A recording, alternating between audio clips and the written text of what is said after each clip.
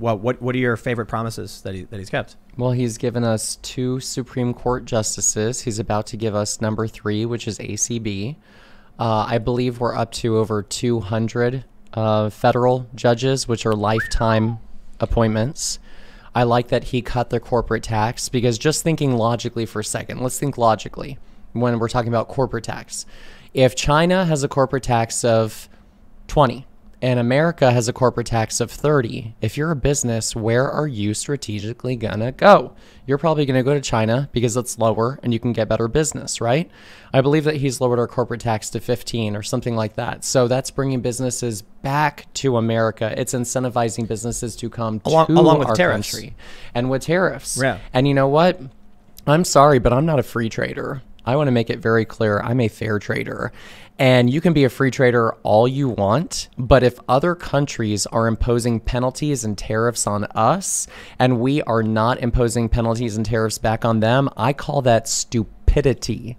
I think that is dumb that we are not playing on a fair battleground versus other countries. Why are we letting them rip us off? And why are we rewarding them with our business to rip us off? That makes no sense. Our industries are being extracted. Thank you. And it was Dylan Ratigan who said that like 10 years ago on MSNBC. He said many criticisms for the Democrats and the Republicans, but he mentioned that our jobs are being extracted through trade. Yes. And that was like 2011. Yes. That was amazing. We've seen it. We have people in America who it then becomes Ian's job as an American at a company to train his counterpart across the country to do his job for him. Outside of the world, you mean? Other countries in the world.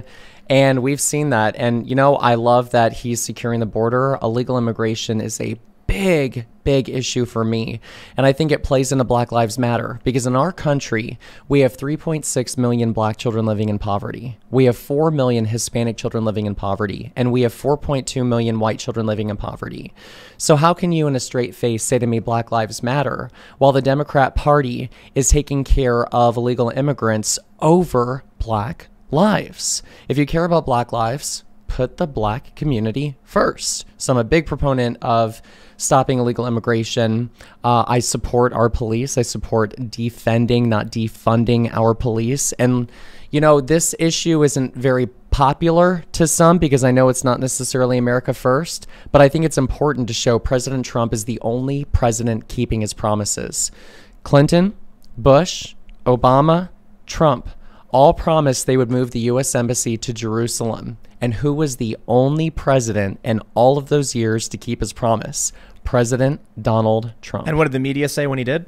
Racist or oh no, they said it's World War III or World War III. It's Iran's gonna launch the ships and then Syria. And then, what happened? Nothing happened. Nothing. No, wait. Now we're getting peace with Bahrain. Right. Now we're getting peace with the Emirates, the UAE, Saudi Arabia. Oh, but where's the Nobel Peace Prize for Donald Trump? Even though he's been nominated for 3 now.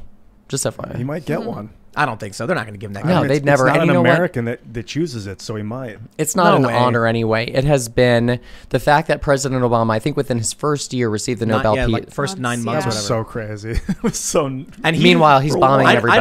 I don't blame Obama for that. He got nominated by somebody. No. We don't blame him. And he was like, we blame the process. Right.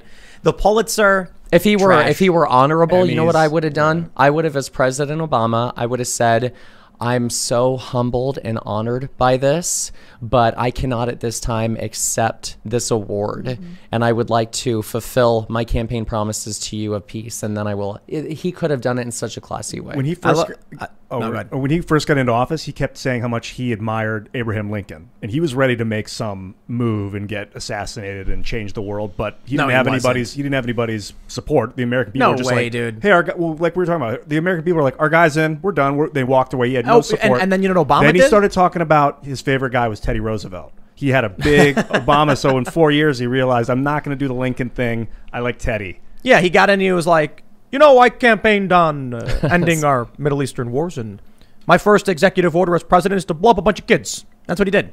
A village of women and children in Pakistan, I believe. Drone strike.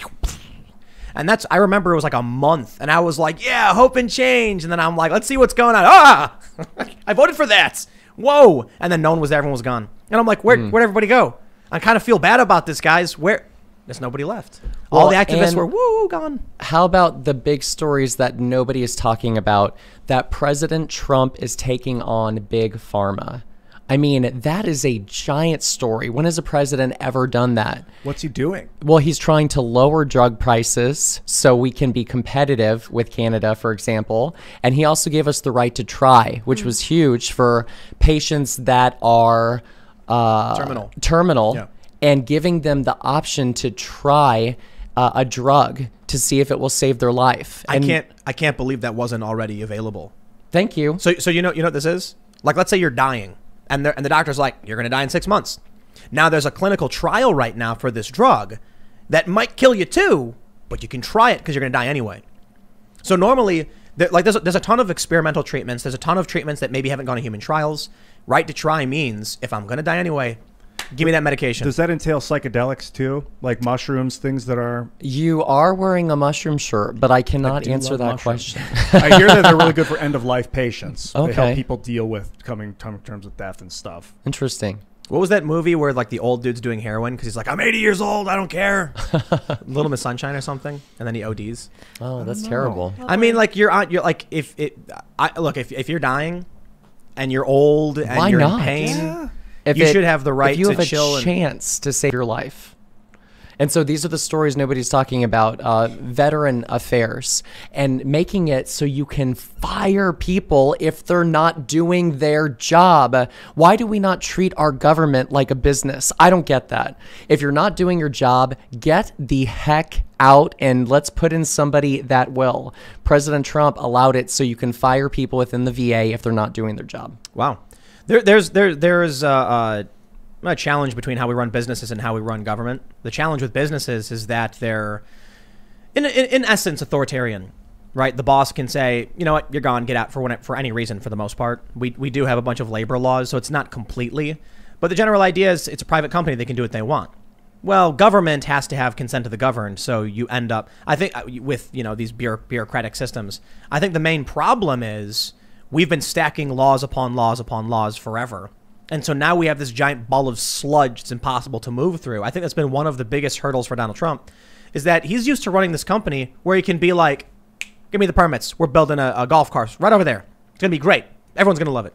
Then he gets into government and he's like, I know exactly how to solve this problem. He's like, get me a national security advisor. We're going to go through. I'm sorry, sir. We can't do that. We have to go through Congress first. And then once we get approval, wait, what? How long is that going to take? 6 months. Oh. Wow.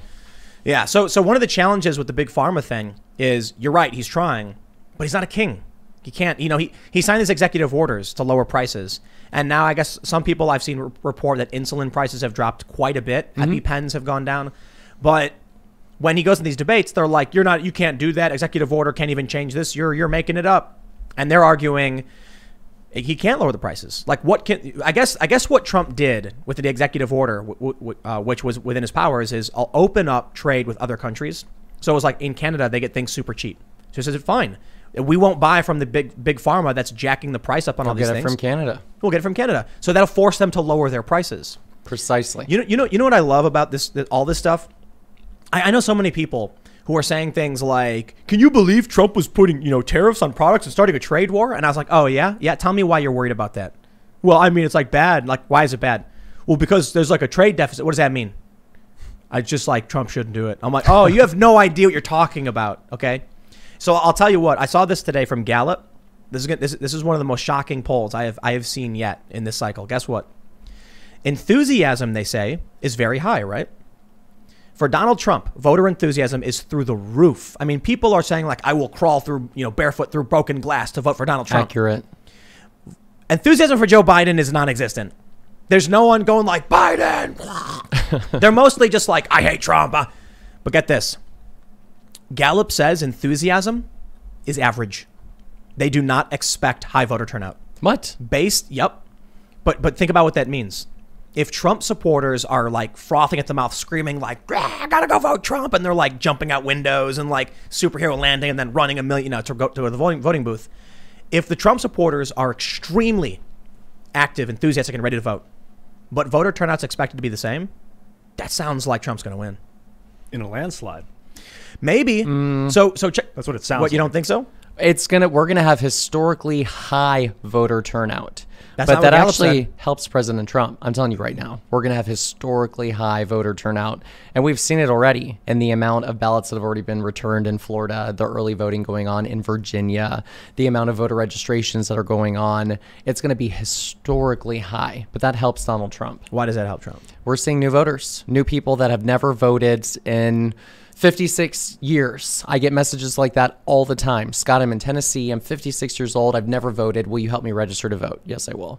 And I'm seeing that all across the country. Now, I know that's anecdotal, but people are still in my DMs all the time. So. We are seeing that the GOP is registering more voters than the Democrats. Yes. And they're closing the gap. So most people probably don't know this. The Republican Party is much smaller than the Democratic Party. And Republicans tend to win because independent voters will swing towards the Republicans. But now we're seeing the gap closing. Mm-hmm. We're getting the GOP in Pennsylvania, for instance, in numerous places have closed the gap, I think, by 160,000 registrations.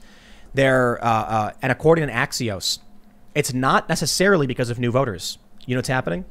People are leaving the Democratic Party. It's new voters, too. It is for sure. Yeah. Trump lit up a bunch of areas that had never voted before. Yeah. But it's significant to say many Democrats are walking away. Oh, absolutely. Look at the data. I mean, PA is my wheelhouse. And I'm spending the entire month of October in Pennsylvania. I'm actually heading there tomorrow to Doylestown, which is Bucks County. Bucks County hasn't voted Republican since, I believe, 1988. And historically been Democrat, and their voter registration numbers for the Republicans are through the roof. That is a bellwether. Look at Erie. Erie's another bellwether, which voted for Donald Trump in 2016. Their Republican numbers are through the roof. Allegheny County, which is Pittsburgh, which is basically, they always say Pennsylvania is Philly and Pittsburgh and then Alabama in the middle. We're doing really well with voter registration in Allegheny County. So the numbers don't lie. Arizona's looking good, which, by the way, the Democrats just extended the voter registration to October 23rd. Yesterday was the last day, by the way. Florida, they are desperate. North Carolina and Pennsylvania. We're killing it in all 4 states. So you're going out and doing voter registration? Oh, yeah. I'm doing voter registration, sign waving, door knocking, phone banking. I will do whatever it takes to win legally. That's what needs to happen, man. And then you're going to sleep for 5 months. And then I will sleep. Well, depending on what happens on Tuesday, November 3rd. Because if it is a contested election, yada, yada, then Scott which it probably will be with mail-in, right? Like it's going to be 3 or 4 weeks depends. before. So what? I think Michigan, or are they waiting till the 10th? Well, there's been some conflicting stuff. So like a federal judge said something about like Wisconsin or one of those states, or maybe Maine, that, you know, they have to be due on election day. So several of the Democrats' plots to extend the mail-in ballots are being shut down, which is great because Ronna McDaniel has I think it's protectthevote.com, and they're doing a good job suing the Democrats. But we need to vote overwhelmingly. It has to be an overwhelming and resounding victory on Tuesday, November 3rd, 2020. And we not only have to win the House, but we have to win the Senate. And dare I say, it would make us look much better if we win the popular vote too, you know? So those states like Mississippi and Arkansas and South Dakota, like, your vote matters more because it's going to go to the popular. Thanks for checking out this clip from the Timcast IRL podcast. We do the show live Monday through Friday at 8 p.m. So come back to check us out when we go live. Don't forget to subscribe, hit the like button, hit the notification bell, and we are also available on all podcast platforms for free if you want to listen to us there. Thanks for hanging out, and we will see you all next time.